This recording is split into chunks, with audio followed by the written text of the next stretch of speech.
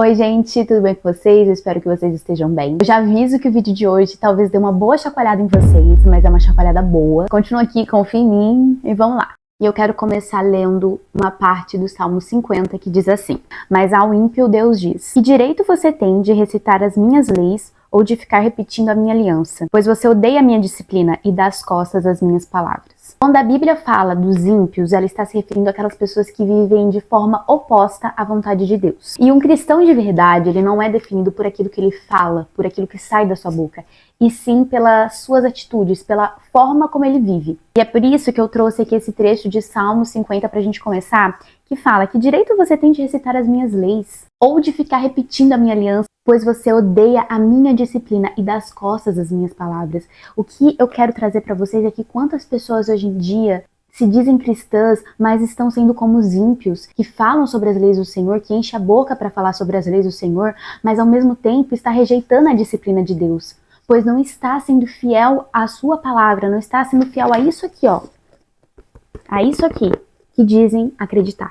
Em Tito 1, Paulo diz sobre as pessoas que dizem conhecer a Deus, mas o negam através das suas obras, ou seja, através das suas atitudes. E assim, gente, eu acho tão fantástico o fato da Bíblia ser um livro tão antigo e ao mesmo tempo tão atual, porque até hoje nós vemos as coisas se repetindo, as coisas que estão aqui se repetindo na nossa atualidade. Pessoas que vão lá e pegam um versículo bonitinho, sabe, para repostar nas suas redes sociais, mas se esquecem da parte que fala: negue-se a si mesmo, tome diariamente a sua cruz e siga-me. Não tem como você ser um seguidor de Cristo sem renunciar às suas próprias vontades.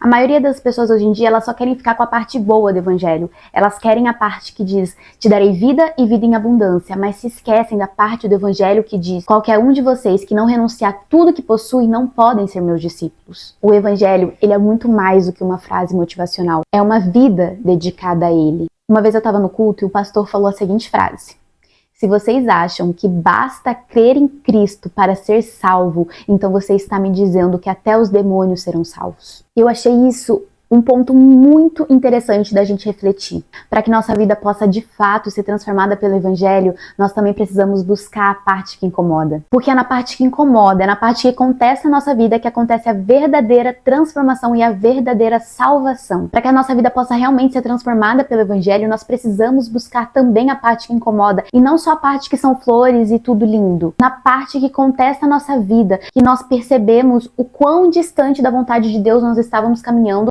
Honrar a Deus com os nossos lábios, mas não honrá-lo com as nossas atitudes, é continuar com os pés no pecado. Entenda uma coisa: primeiro, o inimigo ele vai tentar te impedir de pisar na igreja. Mas depois que você já pisou na igreja, e isso não é mais uma questão para ele, porque você já está indo semanalmente na igreja, tudo que ele mais vai querer é que você fique com um pé na igreja e um pé no pecado. Então assim, quando você tá com um pé na igreja e um pé no pecado, você só tá agradando uma pessoa, que é o inimigo. Em uma parte de Apocalipse 3, diz que é melhor você ser frio no evangelho do que você ser morno, e que Deus vomitará os mornos. Mornos.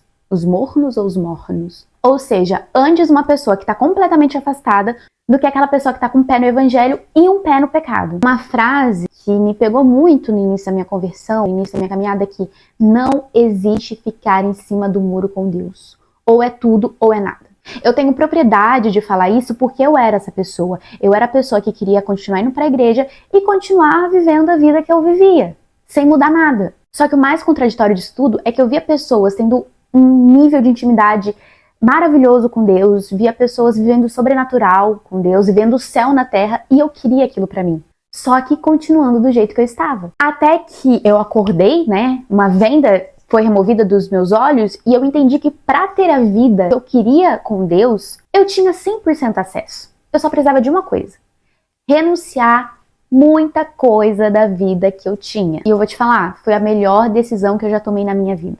Eu vejo tantas pessoas admirando a devoção de outras, tantas pessoas dizendo: nossa, como eu queria ser assim, como eu queria ter essa fé, como eu queria ter essa intimidade com Deus. E você tem acesso a isso, você pode ter essa vida. Se você admira o relacionamento de uma pessoa com Deus, você tem acesso a isso, você pode ter isso. Só que você precisa fazer uma escolha. Você precisa fazer as mesmas escolhas que aquela pessoa provavelmente fez, que foi de renunciar às suas próprias vontades e viver uma vida de renúncias. Não é só uma vez que você tem que renunciar às suas próprias vontades, é uma vida de renúncias, porque você tem que renunciar diariamente àquilo que você quer, para viver aquilo que Deus quer. E o Espírito Santo, ele age dentro de nós durante a nossa vida toda. Durante a nossa vida inteira vai ter transformação. Porém, contudo, todavia, entretanto, tudo aquilo que você vai ter que abrir mão não se compara a tudo que você vai ganhar. No fim, vai valer a pena. Eu tava esse domingo no culto e começou a tocar aquela música assim: então me leva à sala do trono. Eu sou bem ruim na cantoria, mas pega aqui comigo. Mostra a tua beleza, quero ver tua face, Deus. Cantava aquele louvor e eu só consegui imaginar o momento de estar face a face com Deus, pensando, valeu a pena. Você começa a entender que essa vida aqui, ela é tão pequena diante de tudo o que Deus tem para nós. E aí você começa a entender o sentido de tudo. Quantas pessoas vivem sem saber o sentido de por que estão aqui? Quantas pessoas vivem sem saber o sentido dessa existência? Só que quando você começa a caminhar com o Senhor, você começa a entender o sentido de todas as coisas. E você começa a perceber que não faz sentido viver longe dele. Se você quer ser uma pessoa realmente segundo o coração de Deus, você não pode se entregar pela metade a ele. Não existe viver as promessas do Evangelho se você se entregar só pela metade. Se você quer realmente ser uma pessoa segundo o coração de Deus, não perca seu tempo pensando nas coisas que eu irei perder. Depois você vai perceber que as coisas que você perder na sua vida não te acrescentavam em nada. Nada. E eram só coisas passageiras. Porque nada se compara a tudo que você irá ganhar se entregando a Deus. Um pouco mais pra frente desse salmo, tem uma parte que fala assim: você pensa que eu sou como você? E, gente, isso aqui também me fez refletir tanto, porque eu falei, caraca, é muito isso. Porque hoje em dia, quantas pessoas não querem mascarar Deus e fazer com que praticamente ele seja o seu próprio reflexo? Querem moldar Deus para que ele se encaixe na vida da pessoa do jeito que ela tá. Mas não é Deus que tem que se moldar segundo a maneira que a gente quer viver.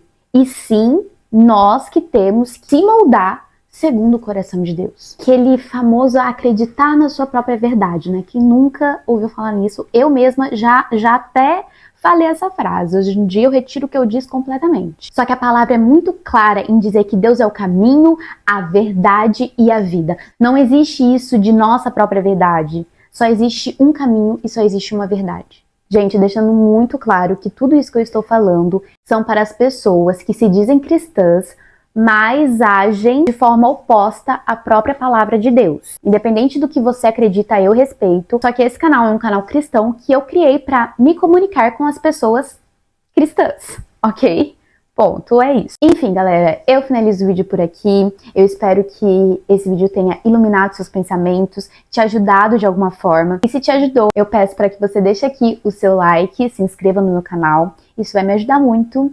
E é isso, gente. Um beijo, que Deus continue te abençoando e até semana que vem. Então me leva à sala do trono, mostra tua beleza, quero ver tua face, Deus, me leva.